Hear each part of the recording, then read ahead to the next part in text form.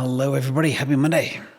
As usual, welcome back in. We got a lot of good news to go through today, so it's a wide variety of topics we're going to discuss. We're going to talk about Bitcoin, going to talk about Ethereum, going to talk about Walmart, ARK Invest, Visa, and a bunch of other good stuff. Green environmental impacts of fracking and so much more. But as usual, I'm going to jump right in and go through as much content as possible and keep you all entertained. And as usual, in math we trust. And of course, as usual, none of this is investment advice. This is edutainment. So first of all, let's jump in and talk about Cathie Woods. So this is a release from yesterday. She thinks that the market cap of Bitcoin at $1 trillion is nothing compared to where this will ultimately be. She has become even more bullish. She doesn't have a new price prediction. Her old one from 2020 was about $500,000. But basically now, her big thing is the fact that portfolios need to use Bitcoin to be able to better balance portfolios. And for her, even having a portfolio that's 20% in bonds and 20% in Bitcoin is not out of the ordinary, which could be huge. Interesting stuff. And this is also a little bit of old news, but it kind of touches on a number of different things. And what I'll try to do is weave a pattern between the news to make sense of it all and understand what it all brings about. So Mike McGlone from Bloomberg, again, he apparently came out and expects a 400,000 Bitcoin price this cycle. That means over the next 6 to 18 months. Ballpark. He described it as a risk-off asset. He believes an old indicator of the past was the Grayscale Bitcoin Trust Fund discount, which is a trigger. And this beats PlanB's estimate of 288,000. How time changes everything. So I thought that was a nice bit of Bloomberg news. Mike McGlone is very impartial, very independent, very smart. And for him to be this bullish, to go from 50 to 100K to 400K is very telling.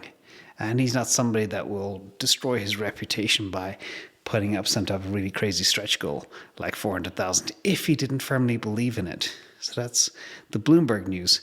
Now, 400,000, speaking about that, we are still early. This was a very interesting chart from Charts BTC that I saw on Twitter today.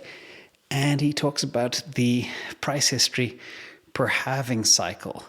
So what I did was, as usual, I try and take data and then dumb it down so we could all look at this picture and come to conclusions. But instead, I created a different version. So what I did here was try to map out a path to $400,000 that you could all wrap your heads around. Okay, so what I did was, to try and map out a path to 400,000 that we could all relate to, I created ratios of the delta between the previous halving peak and the next halving peak. So if we look at what Charts BTC calls epoch number 1, or the first halving, easy way to think about it, we hit about, call it $27, $28, and it went to $1,100. So that was, from the very beginning, a 35x. And then we went from that, say, $27 up to $1,100. That was a 39x. Then we went from a peak of $1,100 up to the green one, the third halving, and that was up to 20,000. So it was 1,100 to 20,000, about 18x. Now, hypothetically, you can see a simple trend. Let me zoom out here for a second. You can see there's a little bit of a trend of, being conservative.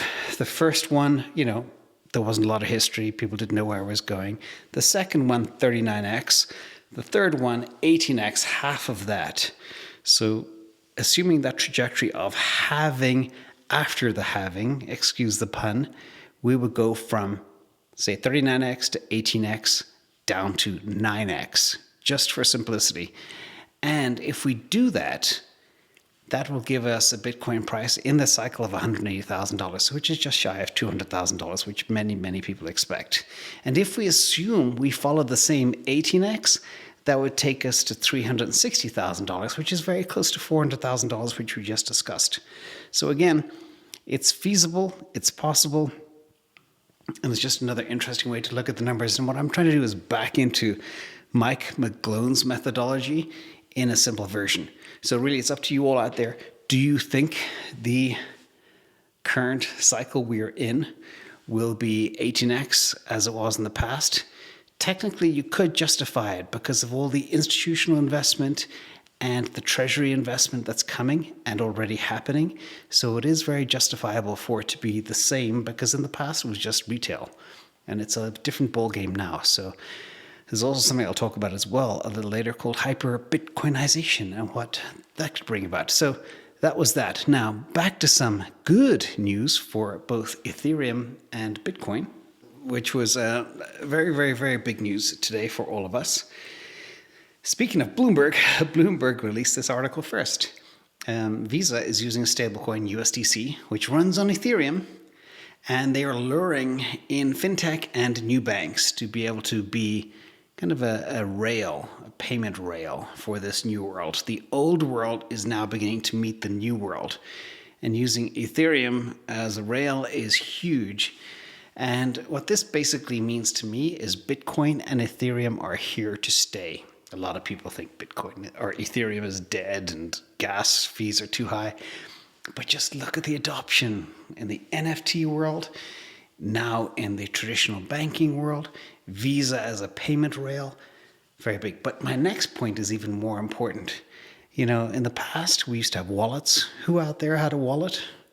As a man, or a purse carrying all sorts of cash and cards. And I thought this would be funny, you know, the old Capital One ad, what's in your wallet? Well, the new question is, what's a wallet? So Visa had been forced to move fast to keep up with the Square Cash App, ApplePay, SamsungPay, PayPal, Venmo. It's very easy for the traditional payment rails to be completely disintermediated in this new world. And that is why Visa is in such a rush. And MasterCard are also working on similar types of things. So we are going to see a massive amount of change happening, both in terms of how payments are made, payments are received, and what the basis is for those payments. With PayPal now, for example, you could sell something at eBay. You could take a payment in fiat, convert it to Bitcoin or Ethereum or something else, and then just hold it there and then use it for future purchases. And that's powerful. And that's only just the beginning of where we are today. Now, in other kind of interesting news, again, talking about crypto and fiat, this is something that I kind of was thinking about. And I presented a video yesterday which caused some confusion around things like taxes and fiat and conversions and borrowing. For first of all, out of the gate, to plead with you all, don't go refinance your house or mortgage your house to buy Bitcoin. There is always that chance, less than 1% chance, that Bitcoin could go to zero and you could be out in the street. So again, only risk investable assets. However, there is something that's happening, and this relates to some points I'm going to talk about with Argentina coming up next. The big thing is, if you can, keep your assets in something that's appreciating very fast, that isn't debasing like fiat currency. So the new balance sheet, how to get rich, is keep your assets in things like Bitcoin and your liabilities in things like fiat. So you can ultimately pay them down at a cheaper price in the future, as long as, of course, your interest rates aren't too high. So think about that, the new balance sheet, how to get rich quick. And obviously, as you all know, the delta between assets and liabilities is your equity, which is your wealth. And that's what you want to grow. So as your assets, if they are in Bitcoin, as they grow, hopefully your liabilities stay pretty stagnant if you have them financed at a low rate. And that will ultimately, of course, increase your equity and your net worth as time goes on. So the reason I mentioned this, and the reason I mentioned the traditional rails of Visa working with USDC, which is running off of Ethereum, is the fact that Argentina bites the dust. It'll all make sense in a minute. So Argentina basically said, we can no longer pay back our debt. Now, if you look at the inflation rates of the Argentinian peso, 54% in 2019, 36% in 2020, and it's estimated to be at least 48%, but it could be 100% in 2021. The debt cannot be repaid. What does that mean? The country is essentially bankrupt. 40% of people live in poverty, and it just shows you the danger of inflation and how destructive it can be to a country. It's crippling everybody. And that's why there's a huge amount of interest in places like Argentina and Brazil in crypto, because they've seen what happens to their fiat currency. And again, the story will all make sense, hopefully in this next slide, is back to Latin America and back to Visa. Visa have already completed their first cryptocurrency transaction on Ethereum.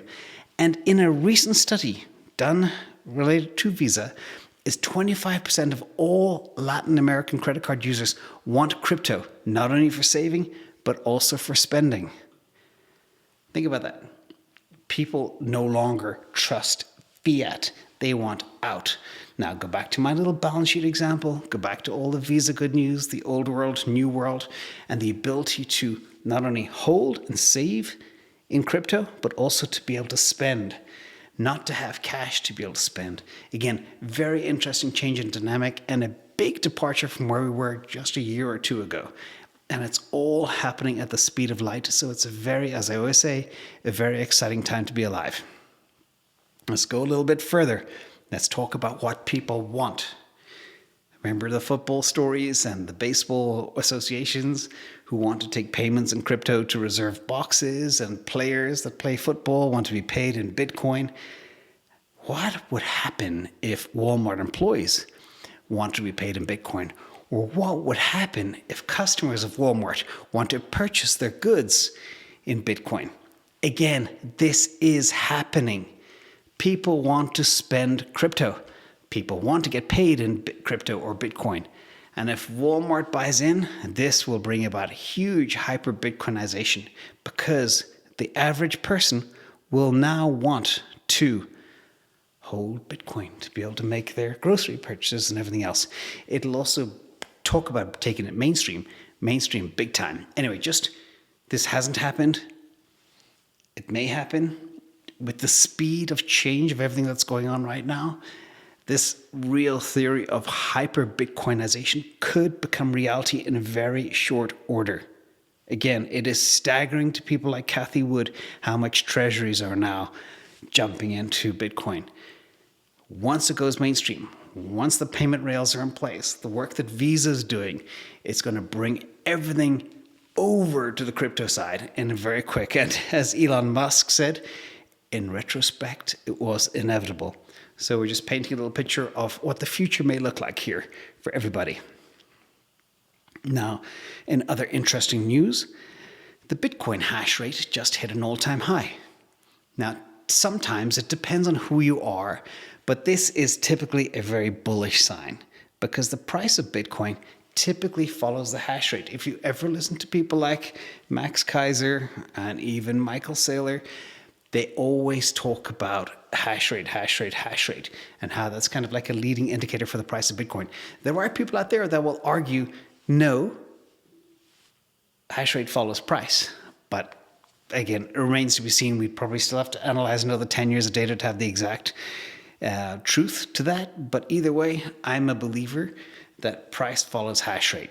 Hash rate at all-time high means price will as well. So some good news there. And another good news, I mentioned this as well, Bitcoin is up 6x in 6 months. People always say, why don't you invest in altcoins? Well, Bitcoin is doing just fine right now. So again, not saying anything bad about altcoins. I do play with some other cryptos, but not to the extent of Bitcoin. So Bitcoin is still leading the day. There is talk of the altcoin cycle and Bitcoin dominance could shrink, but we'll wait and see. I think there's a lot more runway for Bitcoin to go over this particular cycle. Now, in some green news, for those environmentally friendly people out there, crypto is changing the world in so many different ways. So this was an interesting article where the pandemic is turning fracking companies into Bitcoin miners. And fracking causes 1% of all greenhouse gases in the world. And now frackers are using that excess gas to create electricity to mine Bitcoin. Again, an environmentally friendly way of capturing energy that would have otherwise heated the earth. So, well done, frackers. You've gone from being in the sin bin to, doing something positive for the environment. So, thank you. And sadly, in scammer news, just a little side story. I did my How the Scammers Steal Your Crypto video last week. I got a lot of messages from people that actually lost their crypto late 2020, even as early as January 2021. That site that I mentioned that is using fake emails from a fake email account from Invest Answers, referring them to sites like blockbunny.co, one poor person actually lost all their crypto to that site. What takes me aback is the fact that that site is still up. That is criminal. This stuff needs to be stopped. So until the world becomes a better place, everybody just be very, very careful and protect all your assets. Manage your risk. In this news, probably the biggest know your customer data leak in the history of the world shows the importance of Bitcoin privacy.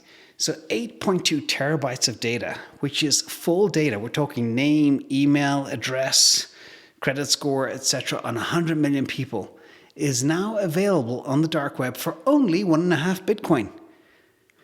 You can go buy it, $84,000 today, and you could have data on 100 million people that you can scam to your heart's content. Just think about that. So the question is, who do you trust? What can you trust? So again, think about locking yourselves down, not trying to make everybody be paranoid, but remember, be very, very suspicious of everybody and be safe out there. So in conclusion, as always, sorry to end that on a bit of a negative note, but it's very important to be safe. And I have to stress it because the scammers are everywhere. They're in the comments below, etc. And thank you for all the people that are reporting them and blocking them. You guys are doing great work. So conclusion number one for Bitcoin, we are early. Cathie and Mike, Cathie Wood, Mike McGlone from Bloomberg, think we are too. This cycle, I showed you an illustration of how early we are in the cycle, and Bitcoin in the cycle could go between $180K to $360,000. That seems very plausible. The hash rate's at an all-time high, which is bullish in my opinion, and Bitcoin has gone up 6x in 6 months, which is very big. Conclusion number two, old finance meets new. The news about Visa is huge. Now it's possible to spend crypto, buy things with crypto, leverage it, and it's all running on Ethereum. Very bullish news for Ethereum. In fact, as we look at Ethereum right now, Ethereum is at 1,830, which is great. So high inflation countries are hungry to not only transfer but also spend using crypto, not fiat. So think about that. A lot of changes coming. And finally, conclusion number three, meet the new balance sheet, which I liked. And what if Walmart drop in? And the world of hackers and frackers. Who would have thought? So again, watch for the hackers. Good on the frackers. And if you like this content, hit the like and subscribe if you haven't already. Thank you all. Take care. Bye.